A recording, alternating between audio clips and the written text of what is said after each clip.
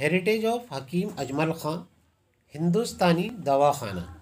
मौजूद हैं हम आज इलाके के कुछ मोअज़्ज़िज़ लोगों के साथ, जिनमें डॉक्टर इशरत कफ़ील, जनाब अब्दुल बाक़ी साहब। हिंदुस्तानी दवाखाना को लेकर कई दिन से कंट्रोवर्सी चल रही थी इलाके में। एक आम आदमी पॉलीक्लिनिक का बोर्ड लगाने पर कुछ लोगों ने विवाद खड़ा कर दिया कि हेरिटेज बिल्डिंग का नाम बदल दिया गया है। इरशाद अली मौजूद हैं यहाँ पे इशरत कफ़ील साहब के साथ। हालांकि आम आदमी पॉलीक्लिनिक का बोर्ड हटा दिया गया है।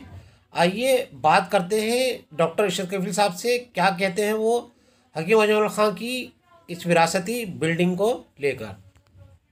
दोस्तों, जैसा कि आपको पता है कि पिछले दिनों हिंदुस्तानी दवाखानों को लेकर काफ़ी कंट्रोवर्सी हुई और आपने ये भी देखा होगा कुछ ऑडियो कुछ वीडियो आई और उसमें ये सब बताया गया कि हिंदुस्तानी दवाखाने का नाम बदल दिया गया है। सबसे पहले तो मैं आपको ये बताना चाहूँगा कि हिंदुस्तानी दवाखाना 1910 के अंदर हकीम अजमल ख़ां साहब, मशहूर मुल्क हकीम अजमल ख़ां साहब ने बनाया और इसका ताल्लुक़ एनडीयू तिब्बिया कॉलेज करोल बाग से था।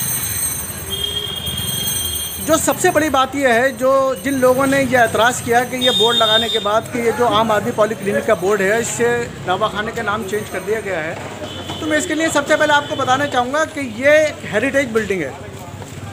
हेरिटेज बिल्डिंग जिस नाम से दी है उसका नाम कभी भी चेंज नहीं हो सकता। जो लोग ये उड़ा रहे हैं, जिन लोगों ने ये बात फैलाई समाज के अंदर कि इसका नाम चेंज हो गया है, वो निहायत गलत थे। हिंदुस्तानी दवाखाने का नाम कभी भी चेंज नहीं हो सकता। मैं ये बताना चाहता हूँ कि ये जो आम आदमी पार्टी पॉलीक्लिनिक है, ये दरअसल हिंदुस्तानी दवाखाने का एक हिस्सा है।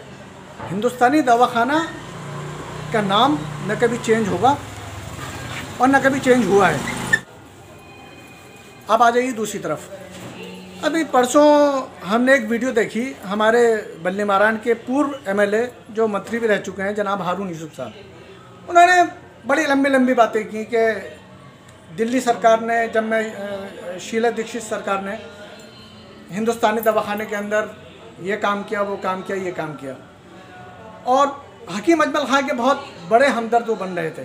तो मैं जनाब हारून यूसुफ साहब से एक सवाल करना चाहूँगा कि अगर आपको हकीम साहब से इतनी ही दिलचस्पी थी, इतनी ही मोहब्बत थी, और अगर आपको हिंदुस्तानी दवाखाने से इतना ही प्यार था, तो हिंदुस्तानी दवाखाने का जो ओरिजिनल एक हिस्सा था, यानी यूनानी और आयुर्वेदिक, दरअसल ये हिंदुस्तानी दवाखाना जिस वक्त हकीम अजमल ख़ां साहब ने बनाया था, तो यह हिंदुस्तानी दवाखाना और आयुर्वेदिक रसायनशाला के नाम से था, जिसके अंदर यूनानी तरीक़ा तालीम और आयुर्वेदिक ये दोनों दवाइयाँ उसमें बना करती थी।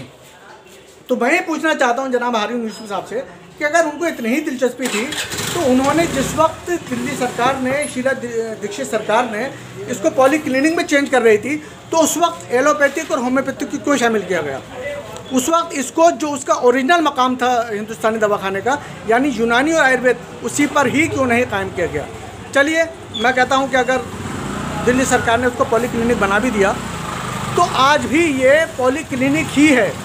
सरकारें चाहे कोई भी हो, चाहे इसमें आम आदमी पार्टी की सरकार हो या कोई भी सरकार हो, एक बार ये हिंदुस्तानी दवाखाने में पॉलीक्लिनिक बन गई तो ये पॉलीक्लिनिक ही रहेगी। हमारे पूर्व एमएलए साहब ने एक बात और कही थी कि मोहल्ला क्लिनिक, जनाब हारून यूसुफ साहब और हमारे एक और लीडर हैं इलाके के बल्ली मारान के, उन्होंने भी इसको कहा कि ये मोहल्ला क्लिनिक है। भाई साहब, पहले आप ये तो पता कर लीजिए कि ये मोहल्ला क्लिनिक है, ये पॉलीक्लिनिक है। ये पॉलीक्लिनिक है जनाब, और ये वो पॉलीक्लिनिक है जो आज से नहीं कई साल से रेगुलर चल रही है इस हिंदुस्तानी दवाखाने में। ठीक है, अब बात आती है कि ये सब क्यों हुआ। मैं इसके पीछे सिर्फ 1 मिनट के अंदर आपको बताना चाहता हूँ। दरअसल ये सियासत चल रही है, इस इलेक्शन की सियासत। आपको पता है कि इस वक्त एमसीडी के इलेक्शन करीब हैं और बल्ली मारान से कई लोग अपने सर उभार रहे हैं इलेक्शन लड़ने के लिए। तो इस मुद्दे को इलेक्शन इशू बनाया गया है और कुछ भी नहीं है। हिंदुस्तानी दवाखाना पहले भी हिंदुस्तानी दवाखाना था, वो आज भी हिंदुस्तानी दवाखाना है और कल भी इंशाल्लाह हिंदुस्तानी दवाखाना रहेगा। इस बात की हमें पूरी उम्मीद है और हम इस बात पर पूरे यकीन रखते हैं। शुक्रिया। गली चाबुक सवार RWA प्रेसिडेंट अब्दुल बाक़ी भी मौजूद हैं यहाँ पे। बाक़ी भाई, हिंदुस्तानी दवाखाना को लेके कई दिन से कंट्रोवर्सी चल रही है, आप उस बारे में कुछ कहना चाहेंगे?